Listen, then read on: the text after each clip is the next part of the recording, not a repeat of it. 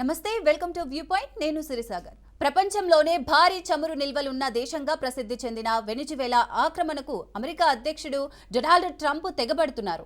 ఎన్నో ఏళ్లుగా ఆ దేశంపై కన్నేసిన ట్రంప్ డ్రగ్స్ ముఠాల నిపంతో ఆ దేశాన్ని కబలించడానికి ఉవ్విళ్లూరుతున్నారు.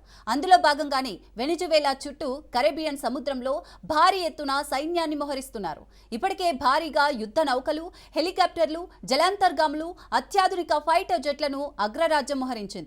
తాజాగా 2 అమెరికా B-52 బాంబర్లు కరేబియన్ సముద్రంలో వెనిజువేలా తీరం వెంబడి ప్రయాణించాయి. ఈ 2 బాంబర్లు వెనిజువేలా తీరానికి సమాంతరంగా ప్రయాణించి ఆ తర్వాత రాజధాని కరాకస్కు ఈశాన్య దిశలో కాసేపు చక్కర్లు కొట్టాయి. అనంతరం తిరిగి తీరం వెంబడి ప్రయాణిస్తూ ఉత్తర దిశగా సముద్రంలోకి వెళ్లిపోయినట్లు విమాన కదలికలను ట్రాక్ చేస్తే వెబ్సైట్ ఫ్లై రాడార్ 24 ద్వారా తెలిసింది.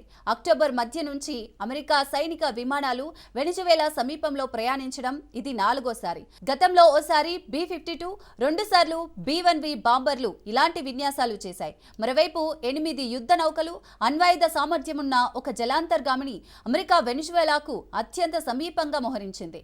F-35 యుద్ధ విమానాలతో దాడికి పాల్పడే ఇతర వైమానిక యుద్ధ సామగ్రితో USS గెరాల్డ్ ఆఫ్ ఫోర్డ్ యుద్ధ నౌక ఏ క్షణంలోనైనా విరుచుకుపడేందుకు సిద్ధంగా ఉంది. వీటితో పాటు 4500 మంది సైనికులు, 2300 మంది మెరైన్లు కూడా సిద్ధంగా ఉన్నారు. 1994లో హైతీ అంతర్గత విషయాలలో జోక్యం చేసుకున్న అమెరికా ఇప్పుడు కూడా అదే స్థాయిలో అక్కడ సైన్యాన్ని మోహరించడం చూస్తుంటే ప్రపంచంలో మరో యుద్ధం రావడం ఖాయంగా కనిపిస్తోంది. కారణం ఏంటంటే వెనిజులా డ్రగ్స్ ముఠాల నుంచి తమ దేశాన్ని మాదక ద్రవ్యాలు ముంచెత్తుతున్నాయంటూ ట్రంప్ ఆరోపిస్తూ వస్తున్న విషయం తెలిసిందే. ఈ ముఠాలతో వెనిజువేలా అధ్యక్షుడు నికోలస్ మదురోకు సంబంధాలున్నాయని ఆయన కూడా ఆరోపించారు. ఆయనను పట్టించే సమాచారం ఇస్తే ఏకంగా 430 కోట్ల బహుమతి ఇస్తామంటూ కూడా ప్రకటించారు. అయితే అమెరికా యుద్ధ దుందుడుకు చర్యలను వెనిజువేలా అధ్యక్షుడు నికోలస్ మదురో తప్పుబట్టారు. తమపై యుద్ధానికి దిగితే తాము కూడా సైనిక దాడితో సమాధానమిస్తామని హెచ్చరించారు. మిస్టర్ ప్రెసిడెంట్ ట్రంప్, జాగ్రత్తగా ఉండండి, రుబియో మీ చేతులను రక్తంతో తడపాలనుకుంటున్నారు అని ఏడాది తర్వాత తొలిసారిగా కార్కస్లో జరిగిన అరుదైన మీడియా సమావేశంలో పేర్కొన్నారు. వెనిజులా పౌరులు పోరాట యోధులని, ఎలాంటి దాడినైనా ఎదుర్కొంటారని ఆయన అన్నారు. చమురు నిల్వలపై కన్నేసి 2021 నాటికి వెనిజువేలా దేశంలో 48,000 మిలియన్ టన్నుల చమురును గుర్తించారు.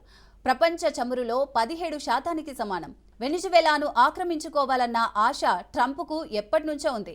2017లోనే ఆయన వెనిజువేలాపై మనం యుద్ధం ఎందుకు చేయడం లేదని ప్రశ్నించారు. 2023లో సైతం వెనిజువేలా కుప్పకూలడానికి సిద్ధంగా ఉందని ప్రకటించారు. మేము దానిని ఆక్రమించుకునే వాళ్ళం, దాని చమురు మొత్తాన్ని తీసుకునే వాళ్ళమని అన్నారు.